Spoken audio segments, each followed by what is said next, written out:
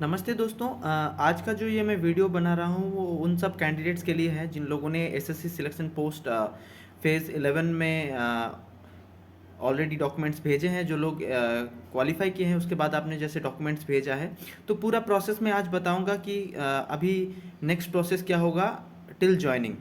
तो जैसे कि आप सबको पता है कि आपने जो रीजनल ऑफिस है, रीजनल ऑफिस में आपने अपने डॉक्यूमेंट्स भेजे हैं। डॉक्यूमेंट्स भेजने के बाद अगर आपके सारे डॉक्यूमेंट्स सही हैं तो आप उसमें एलिजिबल हो जाएंगे। अगर कुछ गलत है या फिर आप क्वालिफिकेशन या फिर सर्टिफिकेट्स में कुछ आपके पास अगर नहीं है तो रिजेक्शन लिस्ट आएगा और छोटी सी माइनर गलती के लिए आपको प्रोविजनल रखा जाएगा। ठीक है, तो पहले एक एक रीजन का अलग अलग पोस्ट के लिए आपका एक रिजेक्शन लिस्ट आएगा, एक्सेप्टेंस लिस्ट आएगा उसके लिए, और उसमें मेंशन किया रहेगा कि किस वजह से आपको रिजेक्ट किया गया है या फिर किस वजह से आपको प्रोविजनल रखा गया है।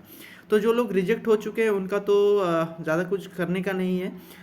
प्रोविजनल जो कैंडिडेट्स अभी आएंगे वो जो आपका रिजेक्शन लिस्ट का जो पीडीएफ आएगा उसमें नीचे एक मेल आईडी है। वो मेल आईडी में आप भेज सकते हैं। अगर कोई भी आपको डाउट है, अगर कुछ भी डॉक्यूमेंट्स आपका छूट गया है, आप सबमिट नहीं कर पाए होंगे, तो आपको एक फिक्स टाइम दिया जाएगा। उस पीरियड के अंदर आपको बाय मेल वो डॉक्यूमेंट्स आपको सेंड करने हैं। अगर वो सारे डॉक्यूमेंट्स आपके सही हो गए तो आप उसमें एलिजिबल हो जाएंगे। क्योंकि बहुत बार ऐसा होता है कि आपको पता नहीं होता वैलिड ईयर कौन सा चाहिए, तो आप दूसरा सर्टिफिकेट भेज दिए होंगे, तो इसीलिए आपको प्रोविजनल में रखा जाता है।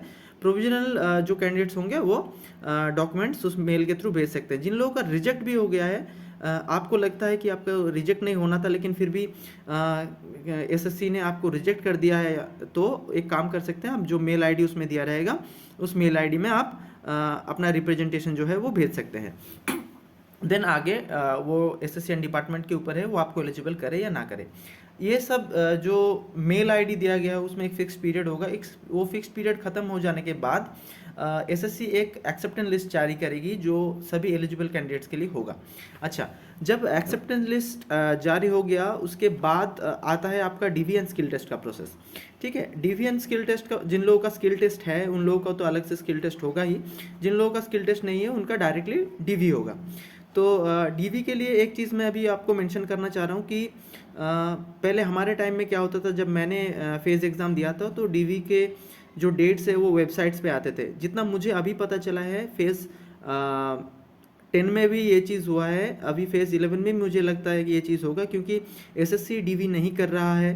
तो जो डीवी का शेड्यूल वो डायरेक्टली डिपार्टमेंट के पास है, तो ऐसा हो सकता है कि आपके पास मेल आए या फिर कॉल आए। लेकिन मैं फिर भी कहूँगा आपका जो रीजनल वेबसाइट है वो रीजनल वेबसाइट आप लोग कंटिन्यूसली चेक करते रहिए। हो सकता है कि आपका जो डीवी का शेड्यूल है वो आपके वेबसाइट में भी दिया हो। वेबसाइट के साथ साथ कंटिन्यूसली अपना जो मेल है वो चेक करते रहिए, या फिर आपके पास कॉल भी आ सकता है। अभी देन डीवी का प्रोसेस आपका कंप्लीट हो गया, स्किल टेस्ट हो गया। डीवी एंड स्किल टेस्ट ख़त्म होने का मतलब ये नहीं है कि आप उस पोस्ट के लिए सिलेक्टेड हैं, ये तो आपको पता ही होगा। उसमें आप एलिजिबल हो गए तो डीवी वेरीफाइड करके एक आपको कॉपी दिया जाएगा, या फिर आपका जो डीवी का कॉल लेटर है उसमें वेरीफाइड करके स्टैम्प देके आपको छोड़ देंगे। तो ये आपका डीवी का प्रोसेस कंप्लीट हो जाएगा। डीवी कंप्लीट होने के बाद जितने भी आपके टोटल पोस्ट है एज पर कैटेगरी, उतने टोटल कैंडिडेट्स को सिलेक्ट किया जाएगा। एक चीज़ मैं यहाँ पे बताना चाहता हूँ, बहुत सारे कैंडिडेट्स मुझे ये पूछते हैं कि सर मेरा मार्क्स कितना है, मुझे चेक करना है। तो मैं उनके लिए बताना चाहता हूँ कि सिलेक्शन पोस्ट में ऐसी सुविधा उपलब्ध नहीं है।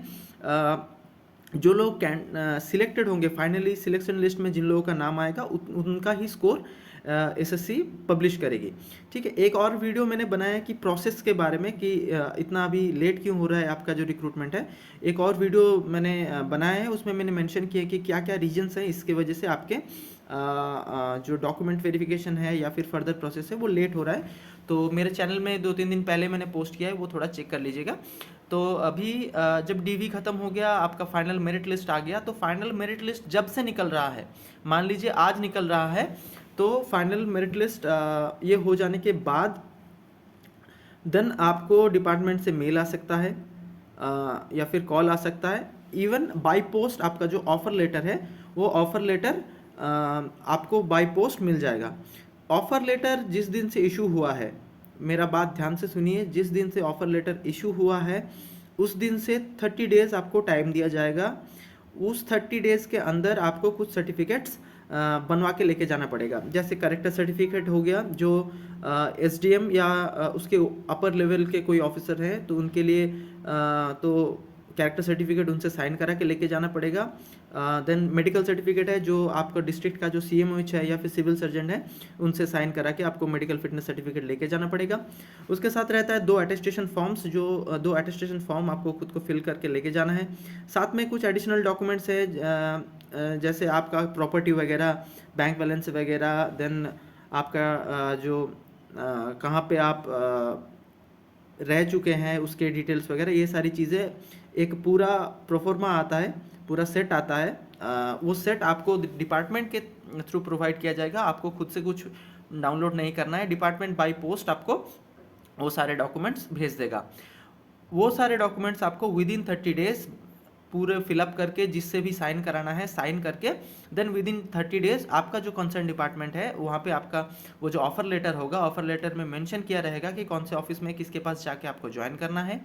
तो वो ऑफर लेटर के साथ जो भी डॉक्यूमेंट्स आपने ऑलरेडी फिल करके या फिर साइन करा के आपने लिया है, वो सारे डॉक्यूमेंट्स। और एक चीज़ याद रखना, आपके जो सर्टिफिकेट्स आपने डीवी के टाइम दिखाए थे अपने डिपार्टमेंट में, हो सकता है कि आपका डीवी सीएचक्यू में हो रहा है और आपका पोस्टिंग किसी स्टेट यूनिट में आपका पोस्टिंग हो रहा है। तो एक चीज़ याद रखिए, ऑफर लेटर एंड जो कॉपीज़ आपको डिपार्टमेंट ने प्रोवाइड किया है उसके साथ साथ आपका जो क्वालिफिकेशन वाले सर्टिफिकेट्स है या फिर कास्ट सर्टिफिकेट है या फिर एक्सपीरियंस सर्टिफिकेट है, उसके ओरिजिनल एंड 2 कॉपीज़ उसके जेरोक्स, ये बिल्कुल अपने साथ में लेके जाइए। जिस दिन आप डिपार्टमेंट में ज्वाइन करने के लिए जा रहे हैं उस दिन ये सारी चीज़ें आपको ज़रूरत होगी।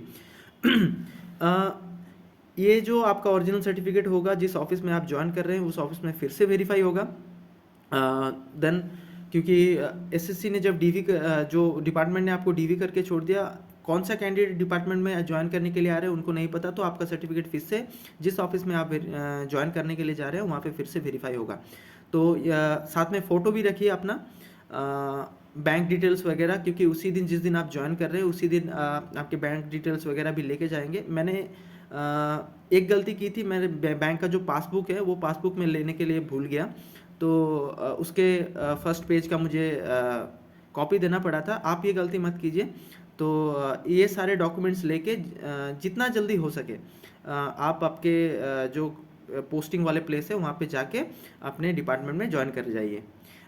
यही मैंने पूरा प्रोसेस अभी आपको बता दिया है। कुछ भी इसके रिगार्डिंग आपको डाउट है तो आप मुझे कमेंट सेक्शन में पूछ सकते हैं। और जो कैंडिडेट्स मेरा वीडियो कंटिन्यूसली देखते हैं उनको तो पहले बहुत बहुत थैंक्स। मेरे चैनल के साथ ऐसे ही जुड़े रहिए और आपके दोस्तों के साथ भी शेयर कीजिए। जो लोग नए देख रहे हैं मेरे चैनल को वो लोग प्लीज़ सब्सक्राइब कर दीजिए, क्योंकि ये सब्सक्रिप्शन से हम लोगों को भी थोड़ा एक्स्ट्रा मोटिवेशन मिलता है। आज के लिए इतना ही, बहुत बहुत धन्यवाद।